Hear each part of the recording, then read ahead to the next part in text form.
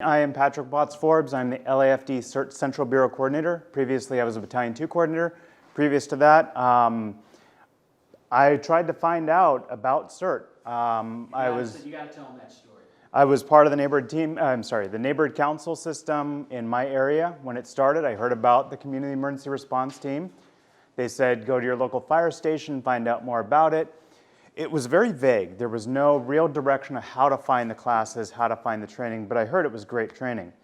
Finally, I found a class actually in LA County, up in La Cañada area at a fire camp, the 3-day class, 3 Saturdays in a row. Great class, they fed us. We got steak the first day, that was amazing. And then at the end of that, they didn't even say, go create a team. It was just, good luck, you're on your own.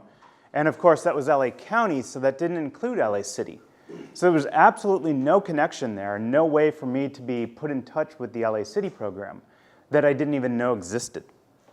And we find that time and time again. I think it's better now, but is historically bad. It was, if you didn't know about the program and how to get in, it was very much selling something that didn't exist to people who didn't know they needed it. And we're trying to change that now. And part of that is the marketing that the neighborhood team program brings. It's not a different program. It's about getting people into the community emergency response team class. And you'll hear that I actually spell it out, community emergency response team class. If you look on the back of the vests over here, you see it says CERT. If you didn't take the training, did you know what CERT means? In some parts of the country, it's not CERT. In San Francisco, it's NERT, N-E-R-T, because their CERT is actually their SWAT team. There was a prison break in Boston, somewhere on the East Coast, and they were talking about CERT teams. And we were like, why would the CERT team be involved with a prison? It actually was their correctional fugitive retrieval system or something like that that happened to be acronym CERT.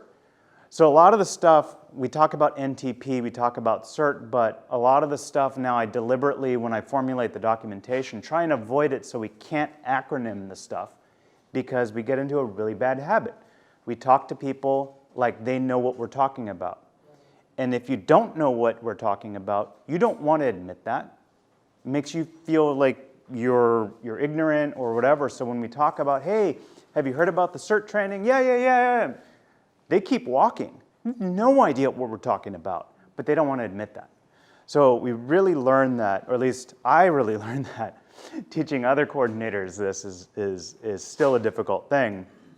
Even firefighters, they love their acronyms. FEMA has a book about yay thick on acronyms. FEMA also says, use plain English. It's a weird contradictory thing. Use plain English, but here's all the acronyms that we're going to use and expect you to understand what we're talking about. It's a bad system. So as Chin said, we're trying to fill the gaps. The neighborhood team program is designed in plain English. It's designed for both the CERT trained people, but also the non-CERT trained people. It's designed to be simple to the point. There were some handouts that were handed out. One of them is the step-by-step guide. The rule for our documentation is a hard rule, no more than 4 pages long, 18-point font. You should be able to read that, and you should be able to understand it without having taken the training before. So we've developed a system of customizations to the FEMA CERT training, tweaks to it to make it work. I've recently said publicly, well, at least straight up to our fire captain, CERT doesn't work the way that FEMA teaches it. Out of the box, it does not work. I heard our Valley Bureau coordinator talking about the forms, saying that they're so generic. These are the CERT forms that FEMA provides. They're so generic, they don't work. So you have to tweak it. You have to take the training, and it's great training. I'm not disparaging that one bit. The training is great, but it doesn't work unless you tweak it and customize it to your area. So the neighborhood team program has taken aspects of the CERT training and tweaked it so that it works better, but even if you want to launch your own neighborhood team program and we provide you with a bunch of documentation, forms, step-by-step guides, you still need to tweak it to your area because your area is different than my area. You're different. You're area might be very similar to Chin's, but if you live in the valley, you live in the harbor, they're very different areas. I'm an EMT. I became an EMT after I took the CERT training. I have a bunch of ICS classes that I've taken since I became CERT trained. The reason is because as not a firefighter, not a paramedic, not someone who works for the city, I didn't know what I was doing. I had to learn it. And that's the same thing for other coordinators, but we don't tell them that. You think you're going to recruit anybody as a coordinator or a team leader if you're like, okay, you know nothing, you're going to have to learn a bunch of stuff, take a bunch more training, take a bunch of ICS classes, and then maybe you can start to figure it out on your own? So what we've done is we've tried to package this stuff up so that you, if you want to be a team leader, you're obviously a team leader, you want to be a team leader, you don't have to reinvent the wheel. It's already been done. We've tried to figure it out for you. But additionally, we provide support. We want to hold the hands of our team leaders and say, okay, instead of saying, good luck, you're on your own, it's like, all right, we're here. We're going to stand right next to you. We're going to help you build your team. Be very clear, we can't do it for you, but we can help you. We can provide a sounding board for you every time you say, oh yeah, let's meet at the school. That sounds like a great idea, except the school's going to be in lockdown after the earthquake, and you won't be able to go on campus until all the students are gone. So there's certain things that, again, lessons learned that we provide you with the documentation and the support that we've developed over the course of our many years of doing this, way too many years. The end goal really is to create self-sufficient neighborhood disaster response teams. And this is important.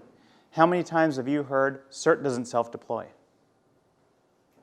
Okay, nobody's raising their hands, so maybe this is a good thing. In a lot of jurisdictions, that is the number one rule. CERT does not self-deploy.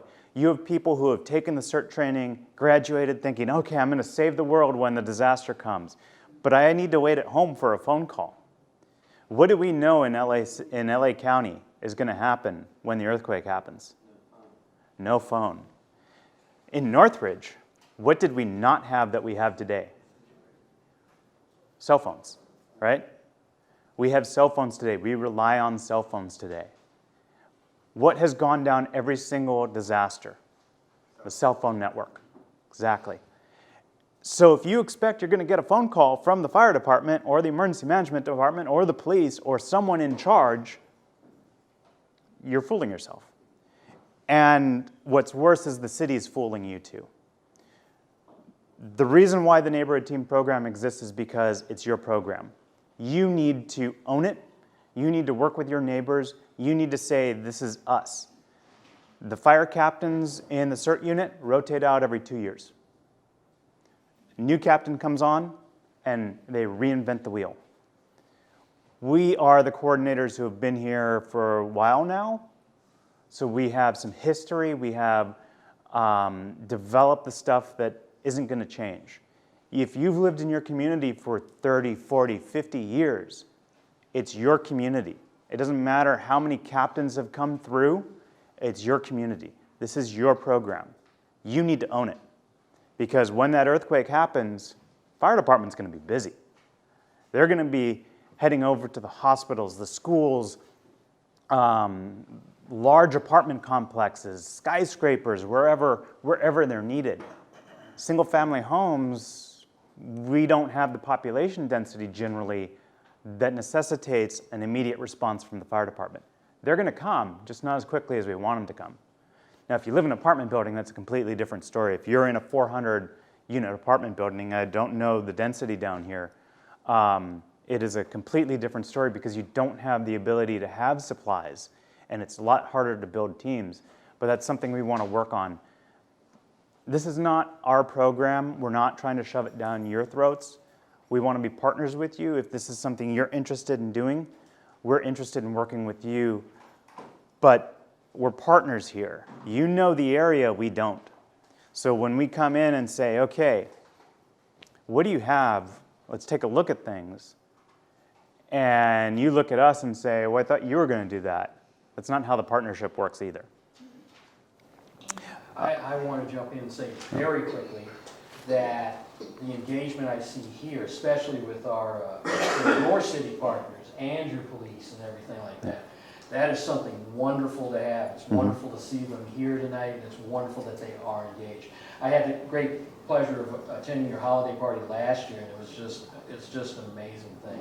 We need to see more of that, so keep it up, guys. Yeah, absolutely.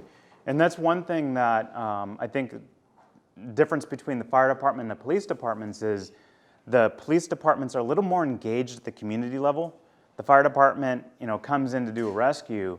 Police department, you're hearing all the gripes, all the complaints, but you're getting to know the community a little bit better than the fire department does. So it's great that you have the police department here because they make great partners too. And I don't know, LA County Fire runs the program down here, but you seem to have a relationship with the police, so that's great. And that's part of what Neighborhood Team Program is, bringing different aspects together. We have Neighborhood Watch as part of the system.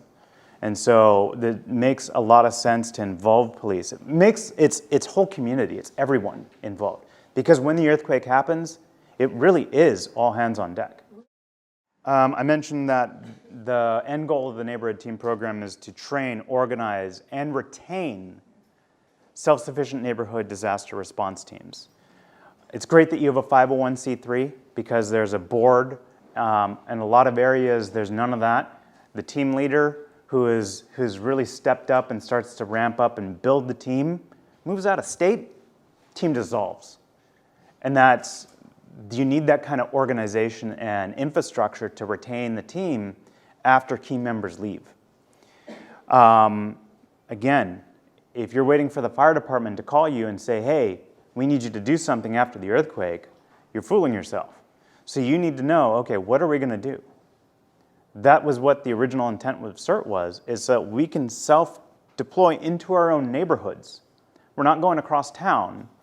You're not hearing about the fire in Malibu and driving out to Malibu, but you're in your community. You see the people that need help, and that your Good Samaritan kicks in. You're helping your neighbors. And of course, when the police and fire are here, you're force multipliers for them. FEMA rated LA County #1 most at risk for a disaster. When was the last disaster? Anyone? Last regional disaster in LA County? Northridge? Were you hit by Northridge down here? A little bit. But nothing major, right? Northridge was a localized disaster in Northridge on the west side and in the valley. Ridgecrest was a localized disaster in Ridgecrest. We've had windstorms, we had fires, we have all sorts of things that are localized disasters within their specific communities.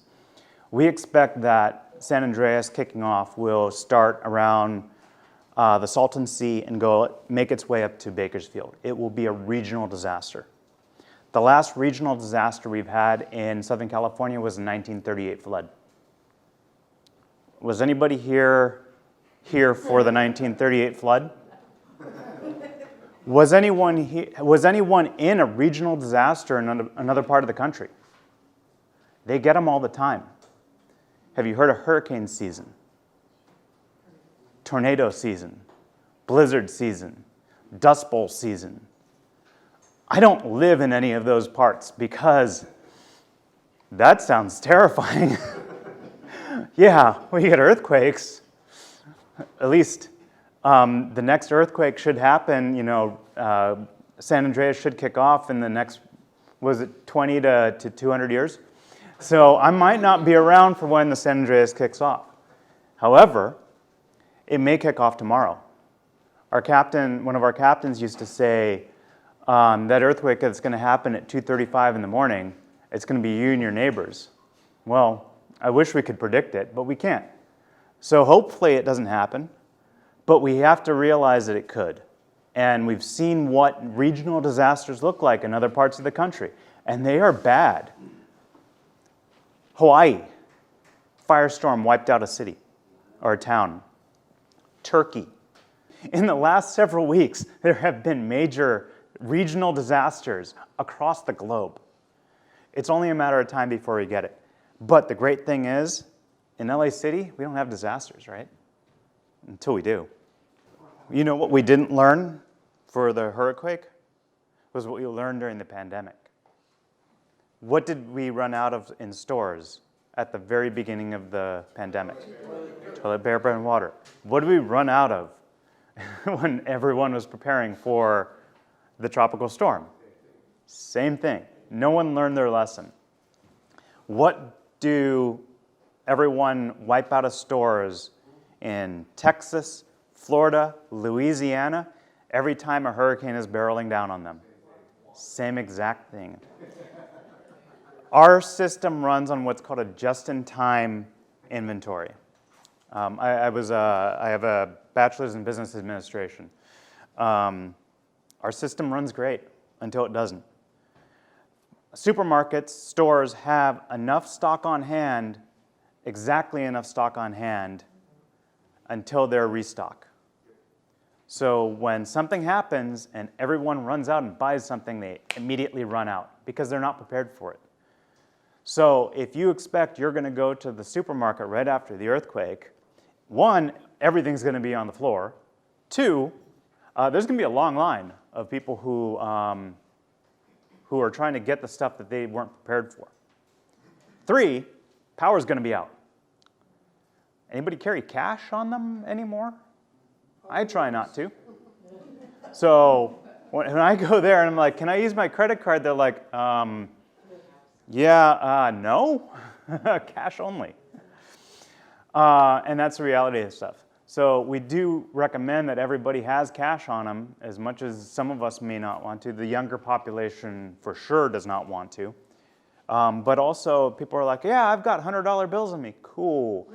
That bottle of water is $20 and I don't make change, or it's $5 and I don't make change. You have 100 on you? It's $100. So I covered most of this stuff. Northridge was a 6.9. Some argue that it was possibly higher.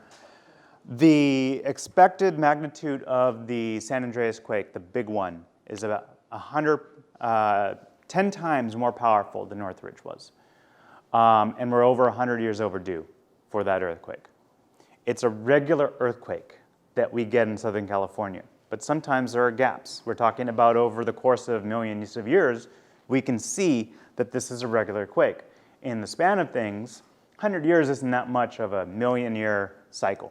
So we don't know when it's going to happen, but now's the time to prepare, because the time to prepare is not after the earthquake.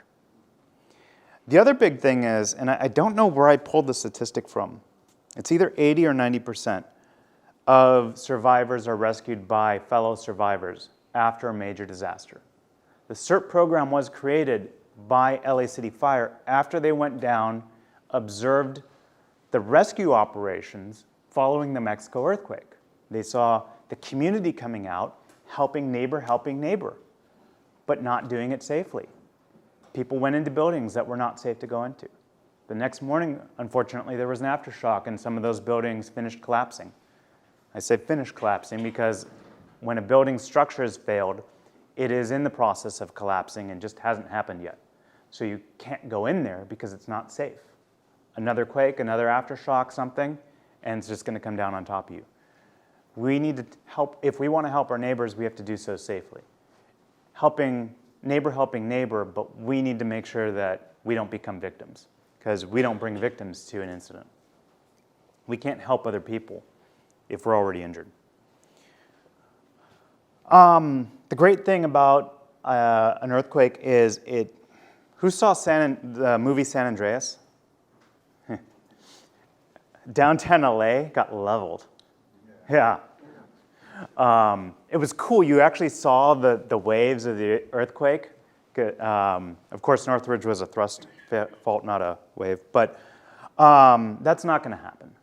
The reality is that no skyscraper has collapsed during a disaster, an earthquake. So we don't expect them to. We don't expect downtown LA to collapse. However, if you're on the street in downtown LA, the facade is coming off of those buildings, and it is going to rain metal, tile, steel, all sorts of stuff down on top of you, and glass. Yeah, absolutely. You don't want to be anywhere on the street when that happens. Most homes will not collapse. The building codes are that good, but also those waves are going to hit some areas worse than others. So the great thing is 99.999% of the population in LA County will survive the earthquake. It's what you do after that. That's when things are going to happen. What was the #1 injury from Northridge? Exactly. Because what do you do when you're at home? This happened in the morning. You don't wear shoes. At least, when you're sleeping in bed, you don't. Earthquake happens. What's the first thing you're going to do if you have a family? If you have kids, you're going to go check on your kids. Do you care if you have shoes on when you're running down the hallway because your kid is screaming? All the stuff on the walls, the picture frames, the glass-lined pictures are now on the floor. The Legos that your kid left off are out on the floor.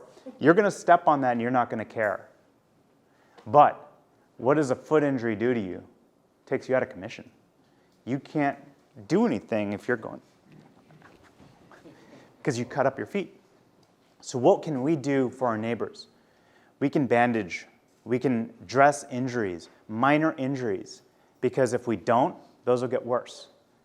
A minor injury can become a major medical emergency if it's not taken care of. So that's one of the things we can do, and we can help our neighbors out just by doing that. The biggest impact that we expect from any disaster is going to be the disruption to normalcy. Every day, our day-to-day lives, we go to work, we go to school, we hang out with our friends, families, whatever. We're not going to be able to do that for a while. Power's not going to be back for a while. The drinking water, the water that we rely on to come out of the taps won't be safe to drink for a while. Most of us now have emergency shutoffs on our gas. Well, the gas company says they need to come out and turn that back on just to make sure it's safe. Could you imagine 10 million people needing, 10 million homes needing the gas company to come out and turn those back on? Not going to be for a while. So we need to help our neighbors because not everyone's going to be prepared. Those of you who are prepared can't possibly be 100% prepared for everything. Preppers will probably be the first ones who are begging for help. They will miss something. So as a neighborhood, we come together, as a block, as our next door neighbors between us. If we start planning, talking about, hey, I've got this food, you've got that food. It's now been 2 weeks since we've had power and gas. I'm sick and tired of what I've got. You want to trade? Or hey, I completely ran out of water. I'm desperate. Do you have any that you can spare? One of the modules we teach is neighborhood security and situational awareness. And I talk about people becoming desperate. If your next door neighbor who's the most loving, cheerful, happiest person in the world runs out of food and they've got a family to feed, you don't know what they're going to do. They're desperate. Their kids are starving. It's been 2 weeks. They've been without food for a week now.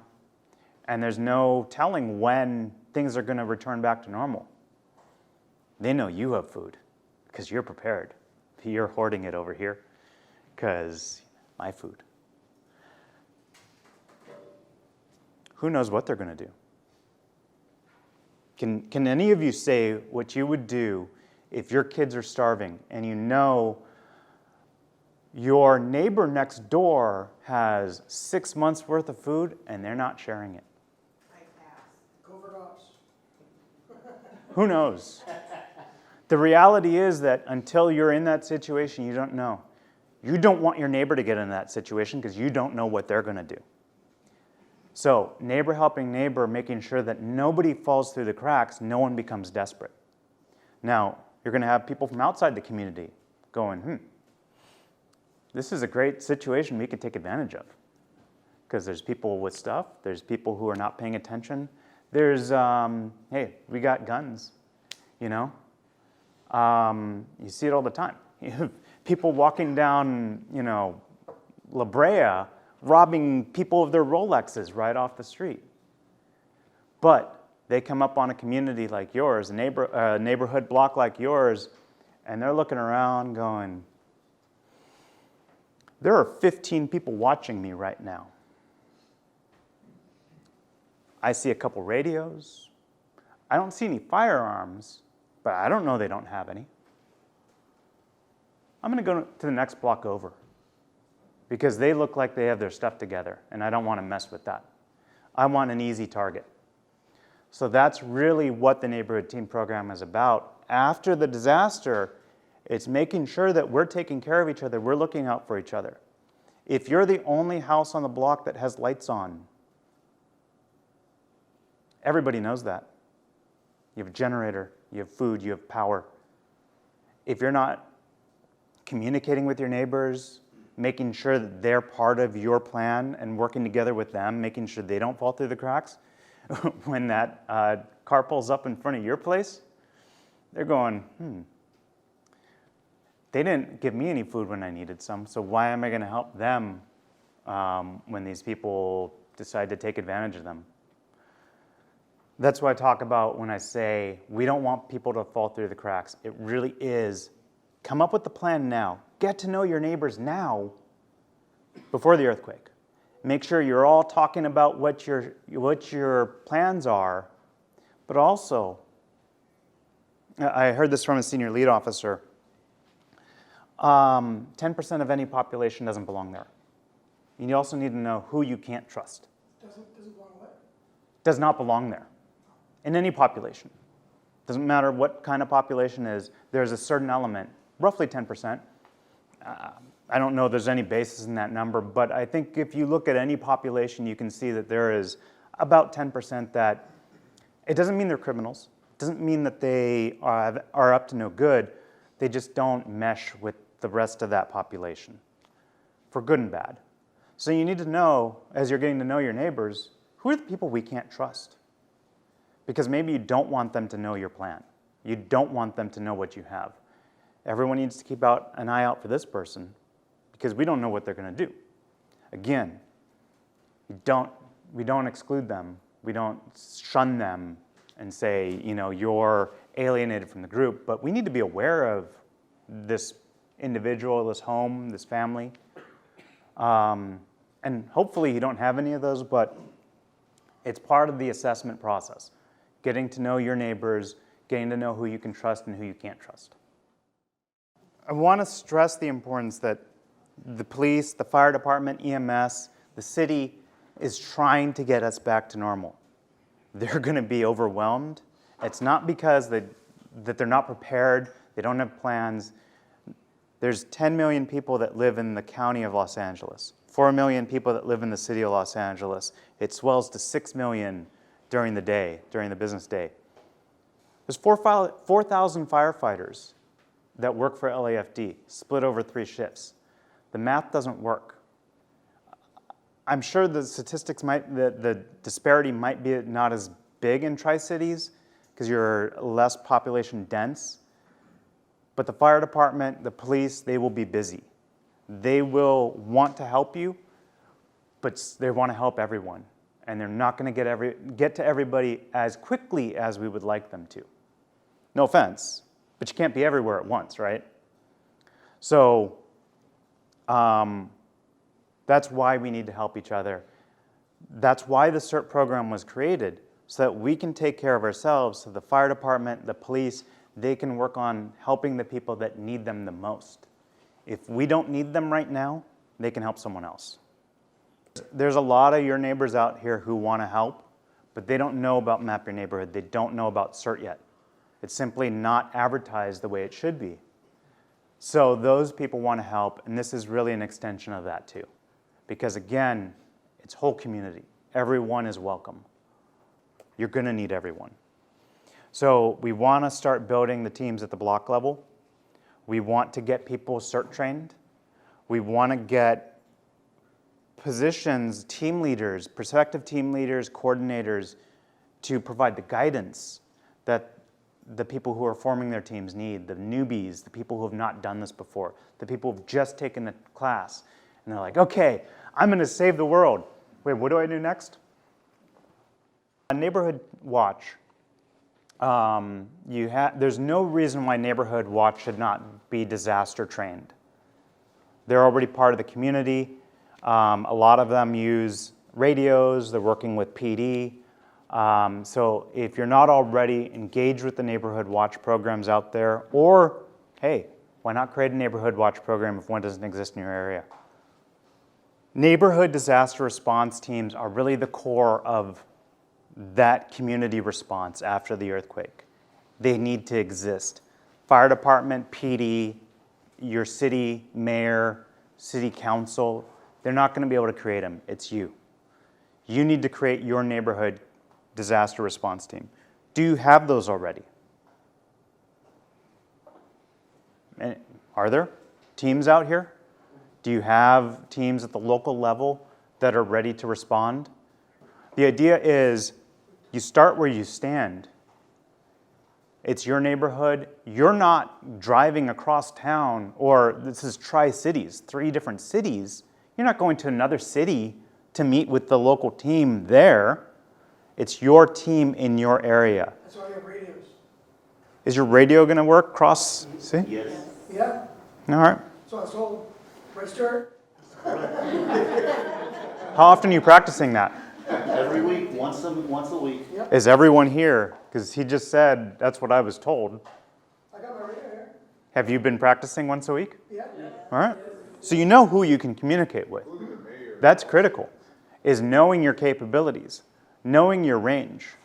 One thing that we do with our training is we encourage everybody to bring their FRS radio. We find out very quickly when they deploy out on a team, they don't know how to use them. So if you're already practicing with the radios regularly, you're a step above everyone else. And this is something that I'm glad you've developed that. It is critical. That radio communication, when it fails, fails hard. These neighborhood disaster response teams really have to be owned by the community. It has to be your team. Don't expect the city to do it and create it for you, but also you need to have many team leaders. If you're relying on certain people to be in a role, chances are when the earthquake happens, they're going to be in Bermuda, they're going to be in Fiji, they're going to be in another part of the country. And if you're relying on that one person to be the leader, you're SOL. So cross-train, make sure that you have multiple people able to do the role, because you don't know who's not going to be there when you actually need them to be. We have guides on two-way radio communication. Obviously, you're already developed there, so that's great.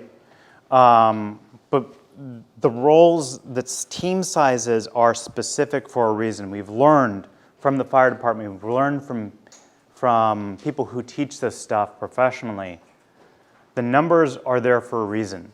We say a 3-person team, a 5-person team, or a 7-person team. I can't tell you how many times we've put this into practice and it's like, why is there 4 people in this team? Well, I had an extra person. It's like 3, 5, or 7. Why are there 6 people on this team? Well, I had an extra person, or I didn't have enough people. No, the reason that there's odd numbers is because a pair is your minimum number, but a pair doesn't make a team. You have 2 people, but a team is a minimum of 3. I learned this from the fire department. They're the ones who told me this.